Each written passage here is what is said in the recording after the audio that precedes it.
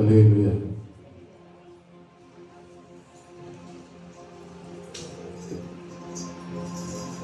యేసుక్రీస్తు వారు సిలువ మీద పలికిన మూడవ మాట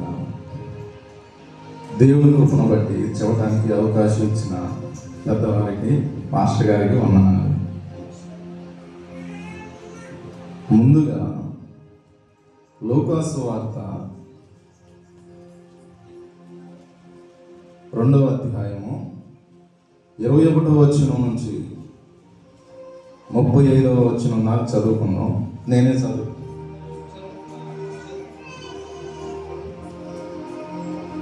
ఆ శిశువునకు సున్నతి చేయవలసిన 8వ దినము వచ్చినప్పుడు గర్భమందు ఆయన పడక మునుపు దేవదూత చేత పెట్టబడిన యేసు అనే పేరు వారు ఆయనకు పెట్టి, మోషే ధర్మశాస్త్రము చొప్పున వారు తమను శుద్ధి చేసుకున్న దినములు గడిచినప్పుడు ప్రతి తొలిచూలు మగపిల్ల ప్రభువుకు ప్రతిష్ఠ చేయబడవలెను అని ప్రభు ధర్మశాస్త్రమందు రాయబడినట్టు ఆయనను ప్రభువునకు ప్రతిష్ఠించుటకును ప్రభు ధర్మశాస్త్రమందు చెప్పబడినట్లు గోవుల జతైనను 2 పావురపు పిల్లలను బలిగా సమర్పించుటకును వారు ఆయనను యెరూషలేమునకు తీసుకొని పోయి, యెరూషలేమునందు సుమయోనను ఒక మనుషుడుండెను. అతడు నీతిమంతుడును భక్తిపరుడునై ఉండి ఇశ్రాయేలు యొక్క ఆదరణ కొరకు కనిపెట్టువాడు. పరిశుద్ధాత్మ అతని మీద ఉండెను. అతడు ప్రభు యొక్క క్రీస్తును చూడకమునుపు మరణము పొందడని అతనికి పరిశుద్ధాత్మ చేత బయలుపరచబడి ఉండెను. ఆత్మ వశుడై అతడు దేవాలయంలోనికి వచ్చెను. అంతటా ధర్మశాస్త్రము పద్ధతి చొప్పున ఆయన విషయమై జరిగించుటకు తల్లిదండ్రులు శిశువైన యేసును దేవాలయంలోనికి తీసుకుని వచ్చినప్పుడు అతడు తన చేతులలో ఆయనను ఎత్తుకొని దేవుణ్ణి స్తుతించుచూ ఇట్లా, నేను నాదా, ఇప్పుడు నీ మాట చొప్పున సమాధానముతో నీ దాసును పోనిచ్చుచున్నావు. అన్ని జనులకు నిన్ను బయలుపరచుటకు వెలుగుగాను, నీ ప్రజలైన ఇశ్రాయేలుకు మహిమగాను, నీవు సకల ప్రజల ఎదుట సిద్ధపరిచిన నీ రక్షణ నేను కన్నులారా చూచి తిని అని సుమియోను చెప్పిన మాట ఇది.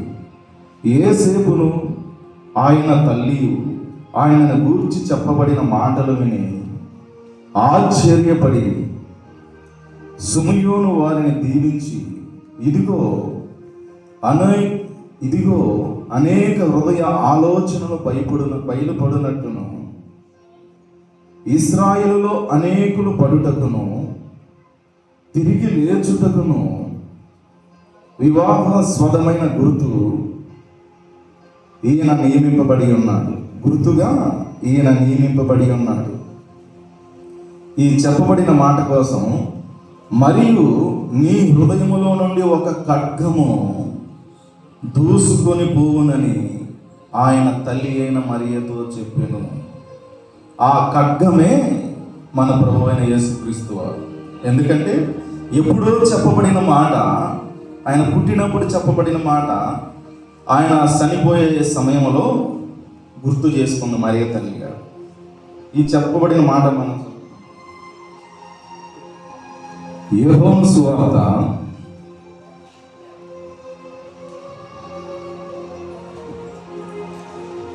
25వ అధ్యాయం కానించు 19వ వచనం, 19వ అధ్యాయము 25వ వచనం.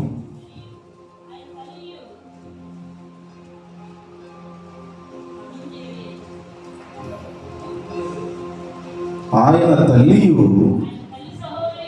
ఆయన తల్లి సహోదరియు క్లోప భార్య అయిన మరియయు మగ్దలేన మరియయు యేసు శిలువ యొద్ద నిలుచుండిరి.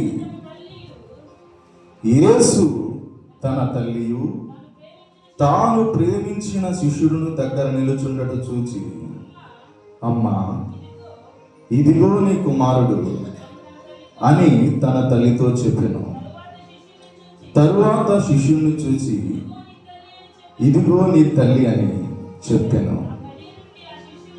ఆ గడియ నుండి ఆ శిష్యుడు ఆమెను తన ఇంట చేర్చుకొనెను.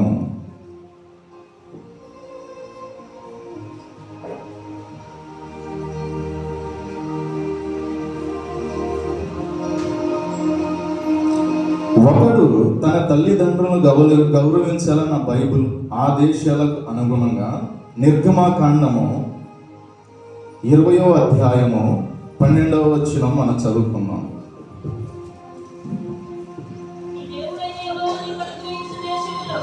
నీ దేవుడైన యెహోవా నీకు అనుగ్రహించు దేశములో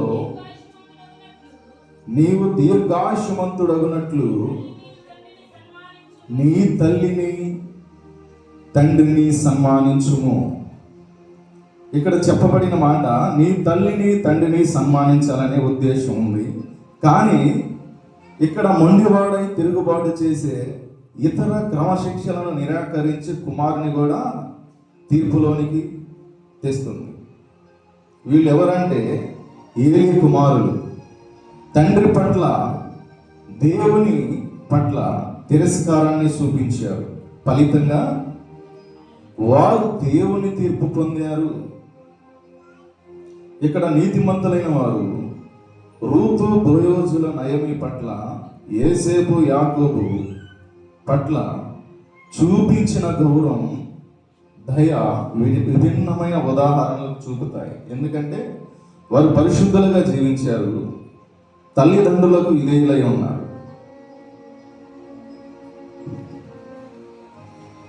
ద్వితీయోపదేశ కాండము 5వ అధ్యాయము 16వ వచనము.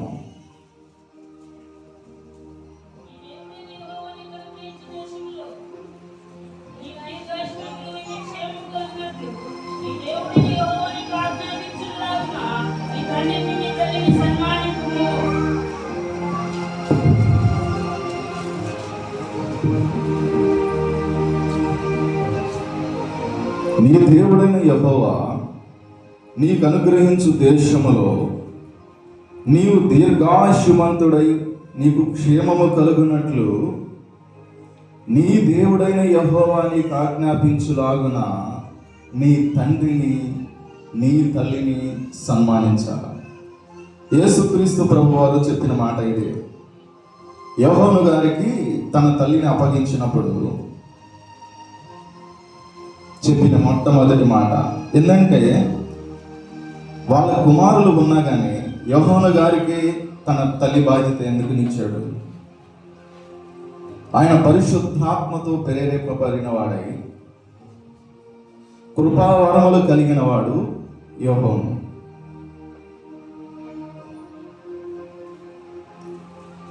దేవుని పోలికలో సృష్టింపబడిన వారుగా, అంతకు మించి ఆయన మహిమకు వారి మీద ఆయనకున్న అధికారానికి ప్రతిరూపాలుగా ఉన్న తమ తండ్రిని తమ తల్లిని పిల్లలు గౌరవించాలని సన్మానించాలని అనే క్రియాపదానికి గనులైన వారిగా ఎంచడం, ఇది ప్రముఖులైన వ్యక్తులు లేదా బరువైన వారు అనే భావాన్ని తెలియజేస్తుంది. ఆ బరువు మనం వారికి ఇచ్చే గౌరవ మర్యాదలే. తల్లిదండ్రులని సన్మానించడం అంటే ఇదే. తల్లిదండ్రుల బాధ్యత బరువైనది. తల్లిదండ్రుల బాధ్యత బరువైనది ఎందుకంటే వాళ్ళు వయసులో ఉన్నప్పుడు మన కోసం అన్ని త్యాగాలు, వాళ్ళ బలాన్ని పోయేంతగా మన కోసం ఎంతో శ్రమించి మనం ప్రయోజకులమైలాగా చేస్తారు. కానీ వాళ్ళు ముసలితనం ముందు మనం పట్టించుకోం. దేవుడు చెప్తున్న మాట ఇదే. నీ తల్లిని బరువైన దానిగా చూడకూడదని. ఇదే తల్లిదండ్రుల పట్ల బరువైనది. అయితే ఆ ఆధిక్యతను పిల్లలు అర్థం చేసుకోవాలి. పిల్లలు దేవునికి విధేయత చూపేవారుగా, ఆయన్ని సంతోషపెట్టేవారుగా ఉండాలనుకుంటే తమ తల్లిదండ్రులకు విధేయత చూపేవారుగా ఉండాలి.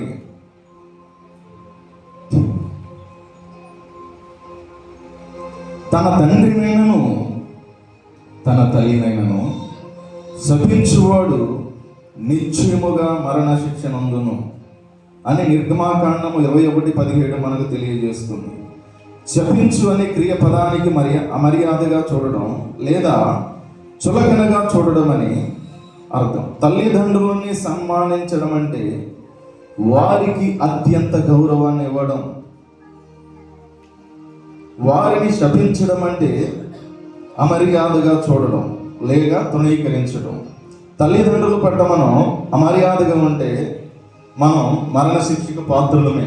ఎందుకంటే దేవుడు చెప్పిన మాట ఇది. ఆయన మాటలు మనం ఎప్పుడు పాటించేవారుగా, మన హృదయంలో నిత్యం ధ్యానించేవారుగా ఉండాలి.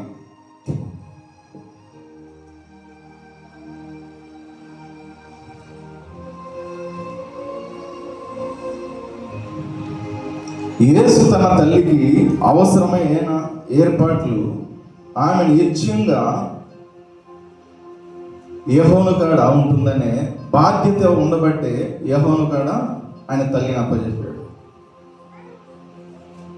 శిలువ మ్రాను మీద వేలాడుతూ తన రక్తము కారునంతగా ఎన్నో హింసలు పొందుచు ఎన్నో బాధలను ఎదుర్కొంటున్నా కానీ ఆయన తల్లి పట్ల ఉన్న బాధ్యతను ఆయన మర్చిపోలేదు. ఆయన బాధ్యతను నెరవేర్చుకుంటూనే తన తల్లితో మాట్లాడాడు. ఆ తల్లి అయితే దుఃఖముతో ఉండి ఎంతో వేదనతో ఏమీ చేయలేని స్థితిలో ఆమె నిస్సహాయురాలుగా ఉంది.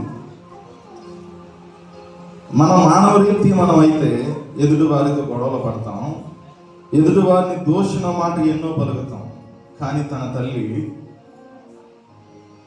దైవ భయము కలిగి ఆ మాటలు కూడా ఏ ఒక్క మాట కూడా ఆ నోటిలో నుంచి కఠినమైన మాటలు రాకుండా తన కొడుకునే చూసుకుంటూ నిస్సహాయురాలుగా ఉండిపోయి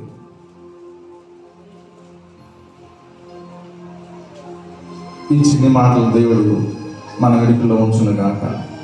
ఆమేన్.